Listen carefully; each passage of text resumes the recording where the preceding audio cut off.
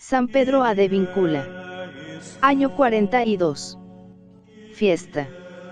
1 de agosto.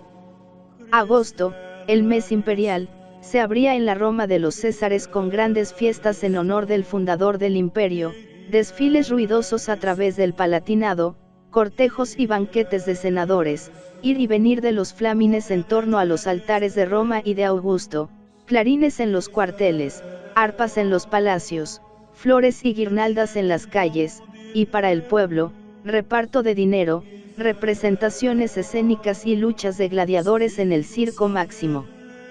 Pero a la Roma de Augusto sucedió la Roma de Pedro, el fundador del nuevo imperio espiritual, más sólido y más vasto que aquel otro que levantaron las espadas de los legionarios.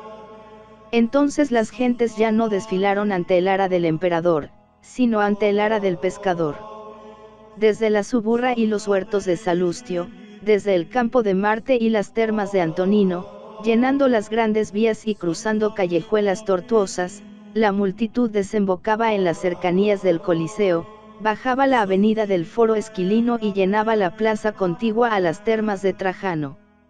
Allí, a la entrada del arrabal de los patricios, en las extremidades del Celio y el Esquilino, se alzaba la iglesia del apóstol San Pedro de Vincula, y a la puerta unos versos que decían: Roma, con estas cadenas se ha puesto la base de tu fe y se ha perpetuado tu salud.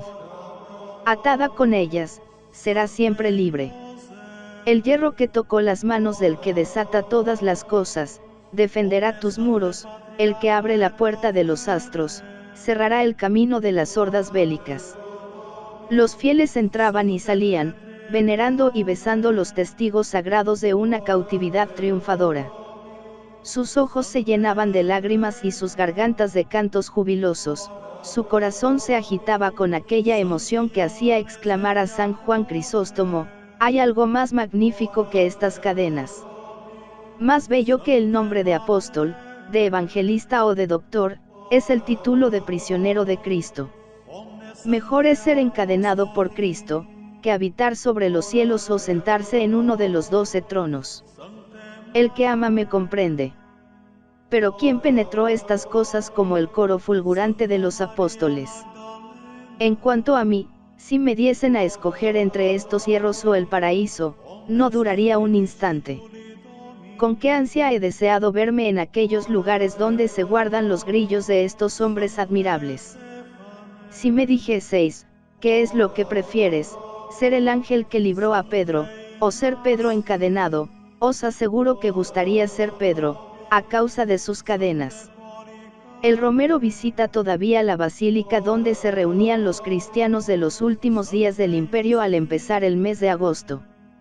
Allí, las viejas columnas dóricas de mármol de Paros, restos de algún templo de Minerva o de Júpiter, el arco triunfal sostenido por fasces de granito y capiteles corintios, los brillantes mosaicos de los primeros días del arte bizantino, mezclados con elegantes pinturas del Renacimiento.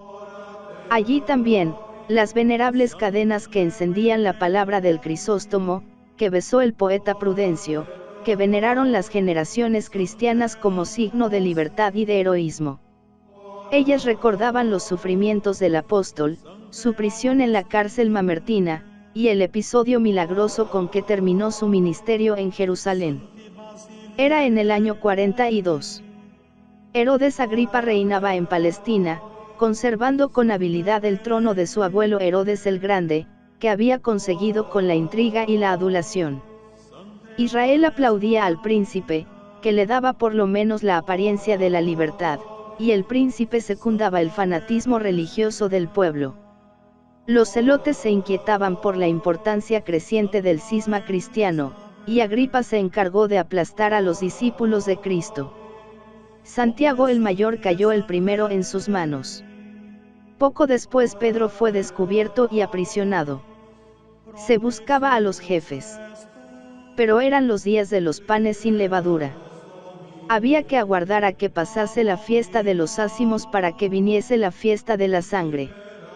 Entretanto, Pedro fue recluido en lo más profundo del calabozo. Se le guardaba con toda precaución, porque aquellos discípulos del crucificado tenían cosas de brujos. 4 grupos de soldados velaban sucesivamente, 2 hombres se ataban a los brazos del preso, otros 2 montaban la guardia, uno a la puerta de la cárcel, otro más fuera, cerca de la puerta de hierro que daba al exterior. Pasaban los días, Santiago había muerto por la espada y la iglesia entera lloraba ya la muerte de su jefe. De repente, una luz en la prisión, un ruido de cadenas que se rompen, y esta voz misteriosa: levántate, Pedro, cálzate las sandalias, coge tu manto y sígueme. Pedro siguió al desconocido, pasó junto a los 2 centinelas, llegó a la puerta de hierro, y se encontró en las primeras calles de la ciudad.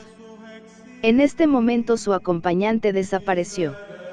El apóstol, que hasta entonces se había creído víctima de un sueño, cayó en la cuenta de lo que sucedía, y no pudo menos de exclamar: ahora reconozco verdaderamente que el Señor ha enviado su ángel y que me ha librado de la mano de Herodes y de toda la expectación de la plebe de los judíos. Cuando amanecía, estaba ya lejos de Jerusalén. Se le buscó en el calabozo, en las callejuelas de la ciudad y en las casas de los cristianos.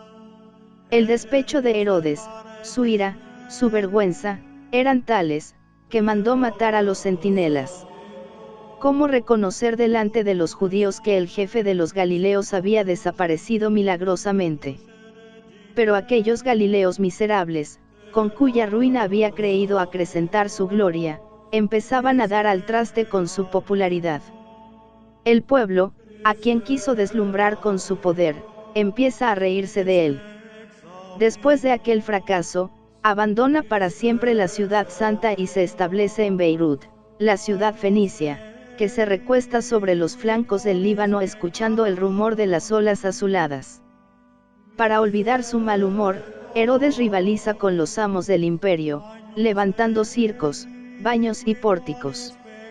Este judío amaba las pistas y los anfiteatros como los patricios de Grecia y de Roma. Era en Tiberíades, junto al lago de Galilea. La multitud aclamaba al príncipe, y el príncipe arengaba a la multitud. Es la voz de un dios y no la de un hombre, decían los aduladores. En el mismo instante, dice San Lucas, el ángel del Señor le hirió, y fue comido por los gusanos. El historiador Josefo habla de un mochuelo, présago de desgracias, que el rey vio sobre su cabeza, y reconoce que el perseguidor fue castigado por su impiedad, y que durante 5 días un fuego voraz consumió sus entrañas.